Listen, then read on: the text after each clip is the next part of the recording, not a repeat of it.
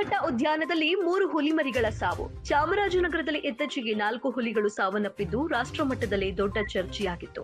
ಅದು ಮಾಸುವ ಮುನ್ನವೇ ಜುಲೈ 11ರಂದು ಚಿರತೆಯೊಂದರ ಕಳೇಬರ ಪತ್ತೆಯಾಗಿದೆ. ಇದು ಸಹ ಅರಣ್ಯಾಧಿಕಾರಿಗಳ ನಿದ್ದೆಗೆಡಿಸಿದೆ. ಆದರೆ ಅದರ ಬೆನ್ನಲ್ಲೇ ಬನ್ನೇರುಘಟ್ಟ ರಾಷ್ಟ್ರೀಯ ಉದ್ಯಾನವನದಲ್ಲಿ 3 ಹುಲಿಮರಿಗಳು ಸಾವನ್ನಪ್ಪಿರುವ ವಿಚಾರ ಬೆಳಕಿಗೆ ಬಂದಿದೆ. ಭಾರತದಲ್ಲಿ ಅತಿ ಹೆಚ್ಚು ಹುಲಿಗಳಿರುವ ರಾಜ್ಯಗಳ ಪಟ್ಟಿಯಲ್ಲಿ ಕರ್ನಾಟಕಕ್ಕೆ 2ನೇ ಸ್ಥಾನವಿದೆ. ಇದೀಗ ಪದೇ ಪದೇ ಹುಲಿಗಳ ಸಾವಾಗುತ್ತಿರುವುದು ಕರ್ನಾಟಕದ ಹೆಗ್ಗಳಿಕೆಗೆ ತೀವ್ರ ಹಿನ್ನಡೆ ತಂದಿದೆ.